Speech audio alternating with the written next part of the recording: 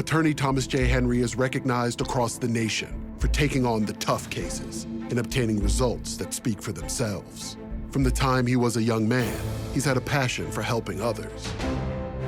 And after 35 years of being an attorney, he still wakes up each day with that same burning desire. Thomas J. Henry, the name you know, the firm you trust.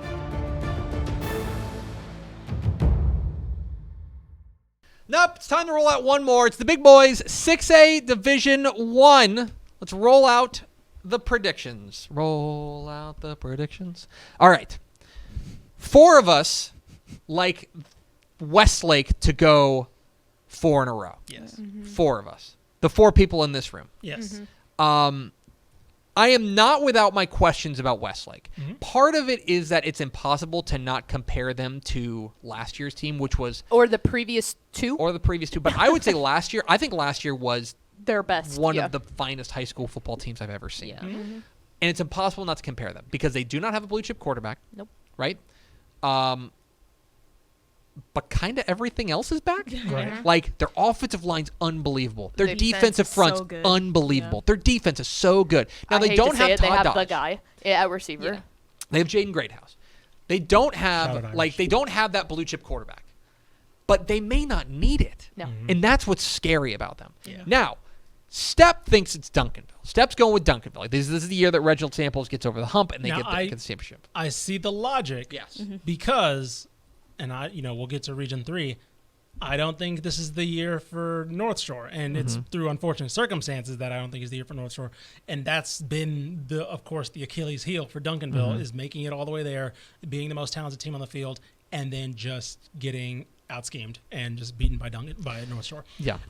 I see his logic because I don't think North Shore will make it there this year without Caleb Bailey. We'll get to But that. I just see West. Let's put it this way: that's my state championship matchup. Yeah. Like Duncanville versus Westlake. Uh-huh. I have less questions about Westlake just as a overall Yes. coach team. I know it's first year head coach for Tony Salazar, but every time you just get in a street fight and those type of games, Well- I don't know if Duncanville can scheme their way Yeah. out I was of going to it. say, even with a coach, like you've got to think about it from a player's perspective too. They're still with a coach that has been there through the past 3 championship runs. They go to AT&T and they win. You look at Duncanville, they go to AT&T and they lose. So I'm with you. I'm with you all the way on everything you just said. And to me, we talked about. Well, this is strange. Let's call back to 3A Division 1. And I told you why I picked Edna over Lano. Yes. Okay. Yeah. The reason I like Westlake over Duncanville is that Duncanville is reliant on just pounding you up front and dominating you up front. And I don't think they can dominate No. Westlake up front. I think that is a draw or maybe even a slight Westlake advantage. And so, as a result, that's why I like Westlake in a potential state championship game. Let's go to Region 1 because there's a lot to break down in Region Yes. 1. Okay. 3 of us are on Step, Mallory, and I are on Prosper. I like Prosper. I think that they're the best team out of that region. I think they proved it with their win over Allen. I think that, but it's so strange that like none of us are taking Allen here. But I think that that's a flawed team, and I think especially now with Kevion Sibley out for what feels like the foreseeable I also future. think that Louisville poses a big threat to them I in think the very Louisville's first top round. in the first round, right? Exactly. If that first round was different, maybe we would be having a different conversation. Yeah, maybe, but Louisville could get 'em. Louisville could do it. But there's one other team that's getting some votes here from 2 people here. Yeah, the 2 that have seen him in person. But would you like to talk a little bit about the Panthers of North Crowley? Ashley, I'll let you talk about Coach Gates' boys over there first. This is a pure. You know what? This is naked favoritism. favoritism towards a barbecue man. Yes. That's 110%. Okay. Why, yeah, we're Come on, Coach. all I'm hearing is smart. No, I think this North Crowley team is exceptional in game planning against their opponent. I think Ray Gates has hit the nail on the hammer every single game they've gone into of not keeping that same scheme. We talked about it with Refugio earlier about how really good coaches are able to address their personnel and make changes to what they need to do to win the game. And I think North Crowley, I think that they have the skill players to be able to outrun people. I think they have a quarterback that can get the ball in a deep threat. I think their defense, especially in that secondary, is spectacular. But my biggest thing is I think their game planning will be able to switch. I don't think Prosper has that ability to flip a switch like that, and I think that almost like a chameleon that North Crowley can do that. Let me tell you one other team. I'm sorry. I was about to say, I mean, the thing for them will be their Yeah, boy. inexperience. Yeah. Well, I'll say the thing for them will be their inexperience, right? Corey Jefferson is a sophomore quarterback, right? We saw him against Lovejoy, looked stellar, but it's still the playoffs, and you're still a sophomore, right? Cornelius Warren's one of their running backs, also a sophomore as well, probably I think their second running back. But of course, gotta mention, Yeah, boy. my boy, Cormirian Pimpton at tight end. Stellar, Unbelievable. insane red zone threat. Probably one of the best red zone threats I've seen all year. Huge body, unbelievable hands. Insane. Like, he really is. Someone a other than mismatch. Vanderbilt go get him, please, for the love of God. There's one other team. I'll just say this. There's one other team in Region 1 that we haven't talked a ton about, and I want to make sure we're giving them some shine because I think Arlington Martin, Yeah. they have that one loss to Allen, right, in the early going, but they've been humming ever since. And I just can't trust them in big games. that's fair. I feel like the big game territory, like they should be the better team, and then in big games they choke. I I also think- think they're kind of young too. They don't have much experience. Maybe I want to put it out there in the universe that I think Arlington Martin is a team that could That's fair. make it happen. So there you go. On to Region 2. Region 2. There's not a whole lot to say about this.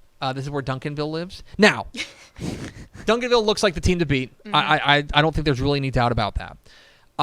If you want to dream on some other teams, I think there's ample reason to. I like Spring Westfield a lot. I think Spring Westfield's very dangerous. I think the winner of Waxahachie and Temple has an opportunity to make a deep run. And then you could even talk me into a team like Klein Kane or Klein Collins. I think the Klein IC is So pretty- that matchup, that by-district matchup between Klein Collins and Bridgeland is really fun. That's the matchup that happened last year where Connor Wigman beat them with like 10 seconds left. So that if you want a fun, random-ass like by-district game, that's it. Yeah, I think that's fair. But I think we all are in agreement that Duncanville is a team to beat in Region 2.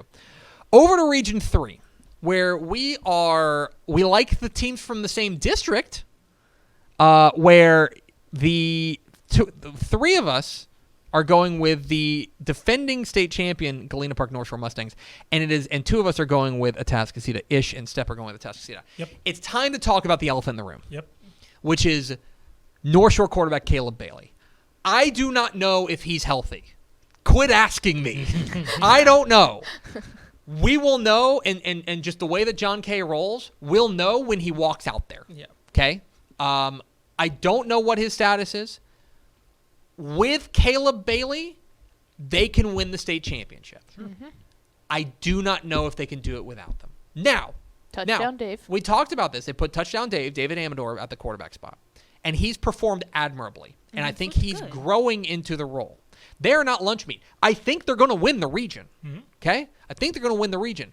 If they have Caleb Bailey back for a Westlake semifinal, I think they've got a great shot. But without him, I think that offense gives me pause, which I have to imagine is why you're going with the Atascocita in a rematch. I'm going with the Atascocita in the rematch. I wonder how much that late season matchup was a feeling out period, right? Let's see what they do at quarterback, right? Atascocita saying, let's see who they throw. Is it David Amador? Is it somebody else? Okay, cool. Now they took that punch. Now, of course, I'm worried about Atascocita's ability to score on that North Shore defense, right? They still have to score themselves. But give me them in a rematch because I do wonder how much was knowing they'll see North Shore again in the playoffs. How much was Atascocita saying, let's just see what this offense looks like. Is it Wildcat with David Amador? Is it something else what they're throwing out there? Or are we going to have to, is Caleb Bailey healthy again? Yeah. We got to prepare for that too. So we don't want to show them too much defensively compared to seeing them again down the line. I mean, I took North Shore. I feel confident in that. But the one thing that I will say to, like, in agreeing with your point, which doesn't help my prediction at all, but I don't think that the issue is necessarily touchdown Dave being at the quarterback position. I think you put him at almost any other school in the state of Texas and he could be a Yes. starting quarterback. The issue is the domino effect that Yes. fell into that Agreed. of do they Who's have their the number one receiver, receivers? yeah. Exactly. So I don't think him They're being losing- at quarterback they're losing is the one and a issue. half players with exactly. Bailey Yeah, being out. it's that half that makes it questionable. I agree. But John Kay's a wizard. He's a wizard, And especially in the playoffs. Yeah, that might he be knows the how to finest win. coaching staff in the state, and that they so you doubt them at your own peril.